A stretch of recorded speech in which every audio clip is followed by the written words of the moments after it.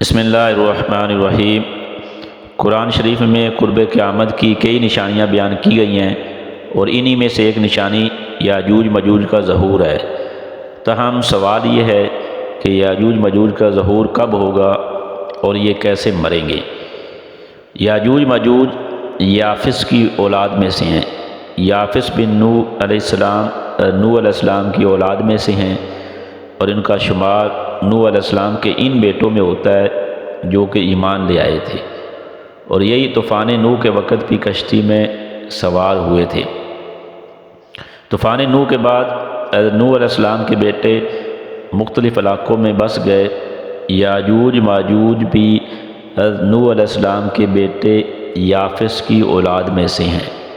یہ ایک فسادی گروہ ہے، ان لوگوں کی تعداد کثیر ہے اور یہ لوگ بلا کے جنگجو خونخوار ہیں۔ یہ لوگ آدمی، کیڑے مکوڑے، جنگلی جانور سمیت ہر چیز کو کھا جاتے ہیں۔ جب ان کے ظلم و ستم کی شکایت آبادی والوں نے ذوالقرنین سے کی تو ذوالقرنین نے دو پہاڑوں کے درمیان بنیاد کھدوائی، اور جب پانی نکل آیا تو پگھلائے ہوئے تانبے اور گارے سے پتھر جمائے گئے اور لوہے کے تختے اوپر نیچے چن کر ان میں لکڑی اور کوئلہ بھر دیا گیا اور پھر اس میں آگ لگا دی گئی۔ اسی طرح یہ دیوار پہاڑ کی بلندی تک پہنچ گئی، پھر اس میں پگھلایا ہوا تانبا پلا دیا گیا یہاں تک کہ کوئی جگہ نہیں چھوڑی گئی، خالی نہیں چھوڑی گئی۔ قرآن مجید میں ہے، قرآن پاک کی آیت کا ترجمہ ہے کہ جب کھولے جائیں گے یاجوج ماجوج اور وہ ہر بلندی سے ڈھلکتے ہوئے ہوں گے۔ حدیث شریف میں ہے کہ اللہ کے نبی صلی اللہ علیہ وسلم نے فرمایا کہ یاجوج ماجوج روزانہ اس دیوار کو توڑتے ہیں اور پھر دن پر اس دیوار کو توڑتے توڑتے اس کو توڑنے کے قریب ہو جاتے ہیں، تو ان میں سے کوئی کہتا ہے کہ اب چلو کل توڑ ڈالیں گے۔ دوسرے دن جب یہ اس دیوار کے ٹوٹنے کا وقت آئے گا تو کوئی کہے گا چلو انشاءاللہ اب اس کو کل توڑیں گے، اور انشاءاللہ کہنے کی برکت سے یہ دیوار دوسرے دن ٹوٹ جائے گی۔ یہ قیامت قریب ہونے کا وقت ہوگا۔ دیوار ٹوٹنے کے بعد یاجوج ماجوج نکل پڑیں گے اور زمین میں ہر طرف فتنہ فساد کریں گے، تاہم یہ مکہ مکرمہ اور مدینہ میں داخل نہیں ہو پائیں گے۔ پھر بعد میں حضرت عیسیٰ علیہ نبینا علیہ الصلوۃ والسلام کی دعا سے ان کے جسم میں کیڑے پڑ جائیں گے اور جس سے یہ سارے یاجوج ماجوج ہلاک ہو جائیں گے۔ حضرت حذیفہ بن یمان صحابی رسول رضی اللہ عنہ سے ایک روایت ہے کہ نبی اکرم صلی اللہ علیہ وآلہ وسلم نے فرمایا یاجوج ایک قوم ہے جس کے 400 امیر ہیں، اسی طرح ماجوج بھی ایک قوم ہے، اس کے بھی 400 امیر ہیں۔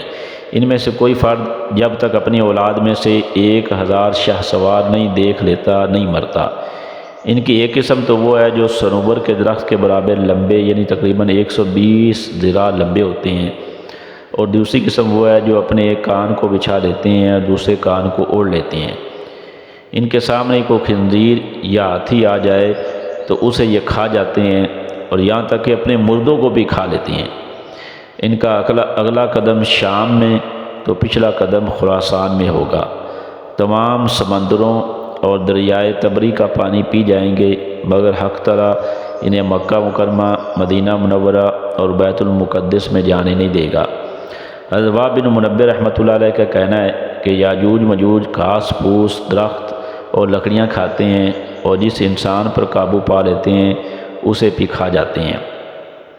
یقینی مکہ مکرمہ اور مدینہ منورہ اور بیت المقدس میں جانے پر قادر نہیں ہے۔ حضرت علی رضی اللہ عنہ کا قول یہ ہے کہ ان کی ایک قسم تو لمبائی میں ایک بالشت کے برابر اور دوسری قسم ضرورت سے زیادہ لمبی ہوتی ہے۔ پرندوں کی طرح ان کے پنجے اور درختوں کی طرح ان کے دانت ہیں، کبوتروں جیسی آواز نکالتے ہیں اور چوپاؤں کی طرح یہ ملتے ہیں، بھیڑیے کی طرح چیختے ہیں۔ ان کے بال سردی گرمی سے ان کا بچاؤ کرتے ہیں۔ ان کے کان بہت بڑے بڑے ہوتے ہیں، ایک تو روئی دار ہوتا ہے جس کو سردی میں اپنے اوپر یہ اوڑھ لیتے ہیں، اور دوسرا بغیر روئی کا وہ صرف کھال کا ہوتا ہے جو گرمی میں ان کے کام آتا ہے۔ نبی اکرم صلی اللہ علیہ وآلہ وسلم سے کسی نے سوال کیا، اے اللہ کے رسول صلی اللہ علیہ وسلم، آیا آپ کی دعوت یاجوج ماجوج تک پہنچی ہے یا نہیں؟ تو آپ صلی اللہ علیہ وسلم نے فرمایا، شب معراج میں میرا گزر ان کے پاس ہوا، میں نے ان کو دعوت اسلام بھی دی مگر انہوں نے اس کو قبول نہیں کیا۔ یہ ساری جو یاجوج ماجوج کی معلومات یہ حدیث پاک سے ثابت ہے۔ ایک بہت بڑی یہ قیامت کی نشانی ہے اور قیامت کی نشانی سے پہلے ہوگی۔